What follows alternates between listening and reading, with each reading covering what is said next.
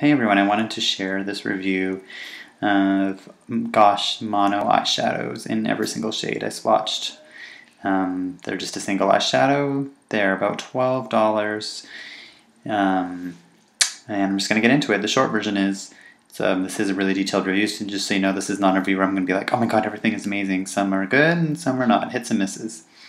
I am a bit tired as I do this, so I do have energy for them if I don't seem as excited. Also, these eyeshadows are paraben-free, which is extremely positive. Less chemical preservatives. There are preservatives you can use that aren't as bad, so that is a huge benefit that I like. Also, these eyeshadows, just for an FYI, are swatched dry. There's no primer or base under it. I think that when you do a review for eyeshadows, you should let people know and try and show how the product really performs without having, how does it stand up on its own. So here we go. So anyway, without further ado, let's get into the review. There's a lot of swatches. I have to refer to my notes here because there's so many. Well, there's a few shades. Okay, let's just go. The first one is called, it is called Coral. It's the light pink right there. As you can tell, you can't see it that well. So that one is definitely a miss. I think the color's nice enough. Again, it is a coral, kind of light baby pinkish, but not very good. I wouldn't recommend it. It's okay, but just doesn't show up that well. Nice sheen to it though. Next, after that, is called Dusty Green, which is right here. The one right beside it here.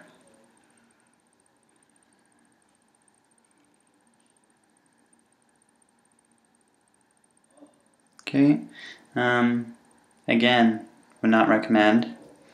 Sucks. Pigmentation, it's really faint. The next one, of all of them, again, this is going to seem really negative, but again, there are some good shades, so please, don't give up. It's called Light Brown, and it's right here. It is the worst shade of them all. I mean, it is light brown. It has a really nice sheen to it. Again, it's that one there. Can you see it? No. It's too light. Okay, next is beside it here is Copper.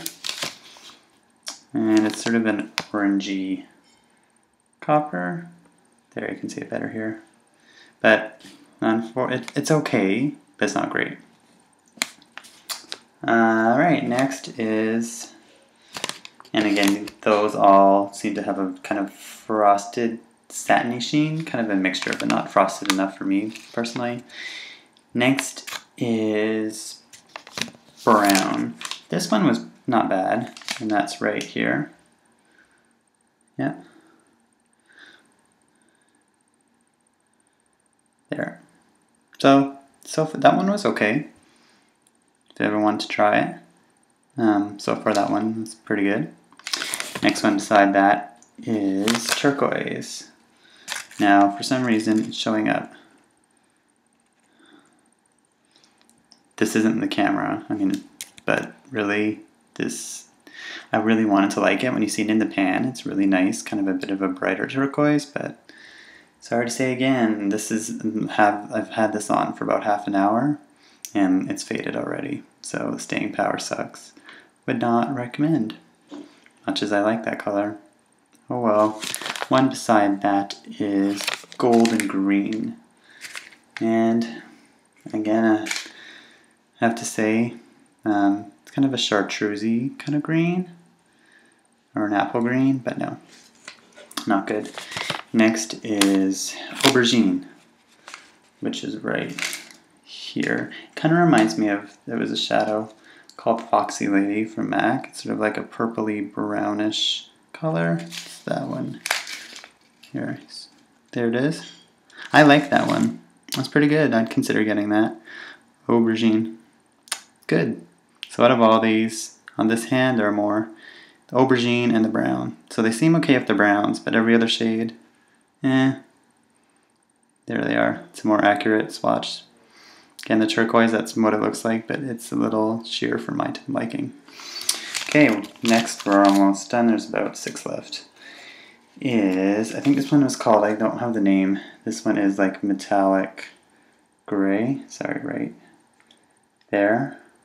It's cool. It reminds me of, there was a color from MAC. They had a paint a while ago. Sorry, let me show it here still.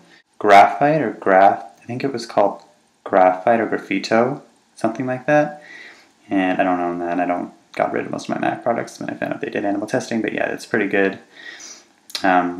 Metallic-y kind of silver. I like it. It's good pigmentation. Next is, which one should we go with? Burgundy. Yeah, we'll do burgundy. You know what, it's funny. At first when I saw it in the store, that's it right there. When I saw it in the store, I was kind of like, I don't know, but it's not too bad.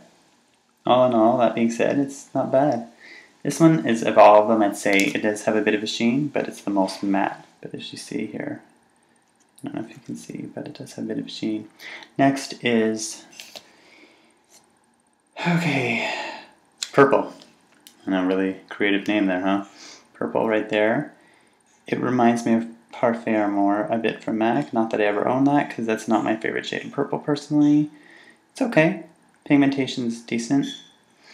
Next beside that, as you see right there, sorry, the other side is right here. That's silver. It's okay. It's not my favorite shade of silver. I mean, pigmentation's decent, but, and it's more metallic and a sheen, sparkle to it than you see, but it didn't wow me. Like, it was just, it's okay. The next one is dark green, which is right there. Again, this is one that was more disappointing, that it's okay, but again, the pigmentation not to my, as much as I liked. It looked a lot better in the pan, almost like a foresty kind of enchanted green, like an enchanted forest. It's okay when the light hits it, but when the light doesn't hit it, it's meh. And the last shade is Denim Blue. Let me make sure that's the name. Yep, Denim Blue, which is right here. Again, it's a little frosty. It kind of seems a bit cheap to me. Like it's not bad. If it was, I prefer blues that are a little bit more satin or matte. So I don't know. It reminds me of, remember someone used when I first got into eyeshadows years ago. There was like a L'Oreal blue. I never bought it. Thank God, L'Oreal eyeshadow in my whole life, because they animal test. But anyway, that being said, I always thought it looked cheap, and that's what it kind of reminds me of. So yeah, so to recap, I really liked, just talking off the top of my head from heart, Burgundy.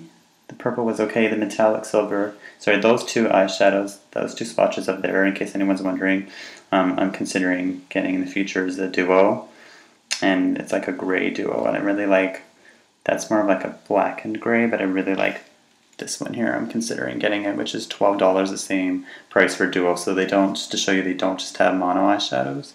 But as you see, there's some hits and misses. Again, in this one, I prefer the burgundy and the metallic, I think it's called metallic silver, which is again, or metallic gray, sorry, it's called metallic gray, I think, right there.